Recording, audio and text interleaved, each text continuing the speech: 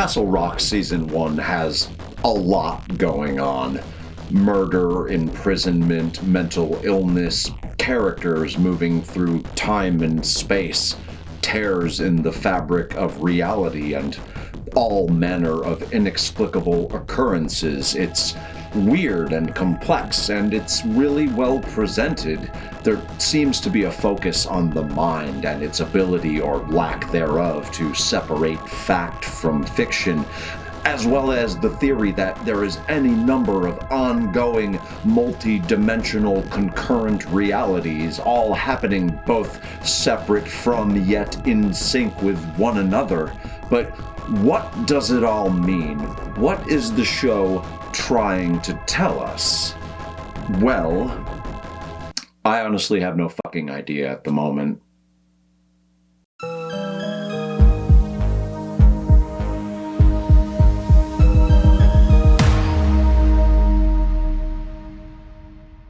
Hi there, I'm your host, Mr. Doyle, and this is a great undertaking. If you're into Stephen King's scary stuff and listening to someone talk about a show they clearly didn't fully understand, but hey, at least I'm upfront about it, please consider liking this video and subscribing to the channel. This is my second video about the Castle Rock series, which debuted on Hulu in July of 2018. I discussed the people involved and the path to Castle Rock becoming a thing in my first video for the series, which was about the second season of the show. But this video is about the first season, which, in retrospect, I should have made a video about before I made one about the second season, but it's fine. Anyway, if you want to know about the production and how the show came to fruition, watch the first video in my Castle Rock series, which was also a part of the Misery series. But this video is not a part of the Misery series, but rather it is kind of a part of the different season series because of its ties to the story Rita Hayworth and Shawshank Redemption, which was one of 4 novels in the different series collection. However, Season 1 also has ties to Needful Things, and I think the Tommyknockers is in there too, maybe, as well as a handful of other King stories. So it's not only related to Shawshank, but that is arguably the story most intrinsically related to Castle Rock Season 1. So, yeah, it's complicated. Much like Season 2, which I watched first, because I'm a big dum-dum, most of the King stories, characters, locations, and names could be changed without any substantial changes or impact to the overall plot. You don't need to be a King nerd to enjoy it, but as far as understanding it goes, well, I'm not so sure that I did, regardless of my reasonably firm grasp on Stephen King's bibliography. Castle Rock Season 1, a brief summary. Upon his retirement from Shawshank Prison, Warden Dale Lacey takes his own life, and in the wake of his death, a bizarre discovery is made. Lacey had secretly kept a prisoner locked away in a hidden cell for decades. The prisoner has no name, no record, no identity. His very existence is a mystery. He seems unable to speak, but when he finally does, he gives a name: Henry Michael Deaver. Deaver is an attorney as well as a Castle Rock native with a sordid past, and when Deaver returns to Castle Rock after learning of Lacey's recently discovered detainee, the truth of the prisoner, of Deaver's past, of Castle Rock, and of reality only gets more and more obscure. There is something in the woods surrounding Castle Rock that calls to Deaver and to others in the town. It's a sound that Deaver's deceased father believed to be the voice of God, but it's something even more undefinable than that. And this voice, this sound, this culmination of indistinct frequencies holds within it a power that bridges alternate planes of reality, intertwines timelines, and disorients those unfortunate enough to hear it.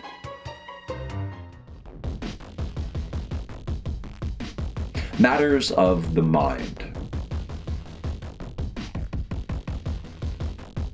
If you haven't yet seen Castle Rock Season 1, the only suggestion I would give you prior to watching is not to trust your initial interpretation of events as they transpire. The show seems intent on never providing us a full understanding of just what the truth is and regularly subverts the viewer's expectations, particularly in the last 3 episodes. For me, it was just when it started to all make sense that the show hit me with the left hook when I was looking right, but it wasn't in an eye-opening, all things have been revealed kind of way. It was more akin to thinking you're on the cusp of a revelation, but instead stumbling upon some entirely new set of unanswered questions, which ultimately lead right back to wondering just what the hell is going on. Not to say it's entirely a bad thing, but I can't help but wonder if it's just because I'm not smart enough to get it, you know? Or if perhaps unknowingly I fell asleep for 30 minutes and missed the part that would have brought it all home. I mean, I already watched Season 2, so I know that isn't really going to clear things up for me, but that's neither here nor there, and I can't say with any confidence it's any fault of the show that I don't quite get it. There is an entire episode in which we get an intimate look at the inner mind of Ruth Deaver, as played by the always captivating Sissy Spacek. And in this episode, I genuinely thought I was getting it. Ruth is suffering from early onset Alzheimer's, and while this interior exploration of what she has been going through and the mechanisms she uses to cope with her unreliable mind is going on, we learn things about the strange prisoner with no name. We are shown that we may actually know who he is and where he has come from. But by the end of the season, none of it quite lines up anymore. It's as if this entire episode we spend with Ruth Deaver was a ruse. I mean, it makes sense that she can't trust her own mind, so why should we as an audience trust her account of events? I felt a bit cheated, honestly, but the episode was still ultimately enjoyable. What this show does is give us bits and pieces to a puzzle that, for me at least, when fully assembled, didn't create a clear image. The image is at best a piece of abstract art, or maybe there are still some pieces missing, and considering how much care and craftsmanship went into the show and the people who are involved, it was likely intentional. Regardless of the message or the greater takeaway, the show is engrossing, and I do recommend it if for no other reason than to explain it to my dumb ass. I watched a few Castle Rock Season 1 explained videos looking for answers, but it all boiled down to episode recaps and scene-by-scene walkthroughs. Not answers, just descriptions of what I'd already seen. I'd love to hear some theories about the show, though, so if anyone has a link or two or wants to take the time to lay it out for me in the comments, I'd appreciate some additional insight and perspective.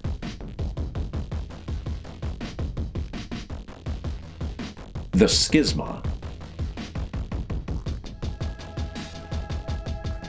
In the woods surrounding Castle Rock, there is a sound emanating from somewhere. There doesn't appear to be a source. There is no demarcation or physical location. It just is. Not everyone can hear this sound, but for those that can, this sound, what we come to know as the Schizma, has any number of effects on them. Henry Deaver's father Matthew thought the Schizma was the voice of God, and he became deeply obsessed with discovering the source of the sound, with understanding it, with deciphering its meaning. But instead of finding answers or enlightenment, the sound drove him insane. For Warden Lacey's prisoner, as well as for Henry Deaver, the Schizma functions as some sort of portal which fluctuates in intensity over time and is only accessible when its power, its volume, reaches its intermittent climaxes. Not that either of them understand or comprehend just what the Schizma is, but on some level they understand what it is capable of. But there are two characters in particular who believe the Schizma to be a naturally occurring phenomena, something that can be explained by science. A glitch in the matrix, so to speak.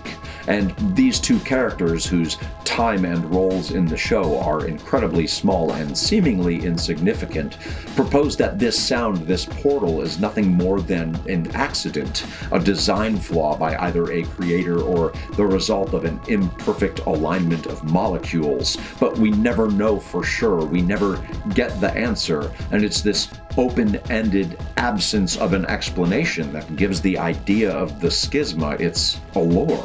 So I figured I would look up the word schisma to see if it was a real term with an existing definition. Schisma is, of course, just one letter away from the word schism, which means a division between people, usually within or belonging to an organization, movement, or religious denomination. But the word schisma, while having originated in Greece and means, like schism, a split, schisma also has roots in music theory, which, when broken down into its mathematical form and explicitly defined, doesn't exactly shed any light on things for me. The definition of schisma provided at Wikipedia can best be described as confusing, at least for anyone like myself whose knowledge of music theory is limited at best. The Wikipedia article reads, "In music, the schisma is the interval between a Pythagorean comma and a syntonic comma and equals a bunch of numbers, which is 1.9537 cents. A cent in this instance being a unit of measure for music intervals." So, yeah, I'm sure that means something to someone, but that didn't help clear things up for me and rather just befuddled me further. Here is the image the article uses to further explain things, so yeah, not helpful for me. Webster's had a far more stripped down, easy to digest definition, which reads, "The interval between an acoustical pure and an equally tempered fifth." I was going to attempt to further explain what an acoustical pure and an equally tempered fifth are, but after not finding any definitions for them in a Google search, I decided against trying to explain this musical theory stuff any further, as I am simply not qualified for that sort of thing. So it seems, based on my admittedly limited research and understanding of music theory, the schisma appears to be a split in reality caused by a very specific combination of naturally occurring tones and pitches, which kinda all makes sense since the schisma in Castle Rock is a tear or split, a schism between realities, other heres and other whens, as well as something rather complex that can be heard and observed auditorially. Auditorily, that's the word. Is this what the show's writers intended? Is this what they were going for? Is this the definition of and explanation for the schisma as they imagined it for Castle Rock? Well, I can't say for sure, but it's the closest I've come to making sense of things, so that's my likely wildly inaccurate fan theory. But like complex pieces of music or abstract art, it's not a requirement to fully comprehend what is being conveyed or why it is being conveyed in its particular way in order to appreciate it or to be affected by it.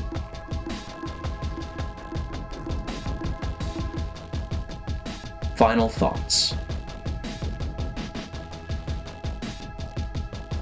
When I started this script, I legitimately wasn't sure exactly what my takeaway was.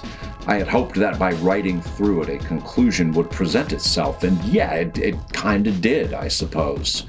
But regardless of my lack of understanding or inability to fully grasp the message, I thought Season 1 of Castle Rock was intriguing and inventive. It kept me watching even without high-intensity cliffhangers at the end of each episode to string me along. It's a show that respects its audience and its inspiration. While the show blatantly panders to the Stephen King fandom, be it only on a surface level and through some Easter eggs and character tie-ins, it also goes out of its way to tell its own story, one that King fans can likely enjoy right alongside those unfamiliar with King's work. you should watch it. Alright, that's it for the Castle Rock series.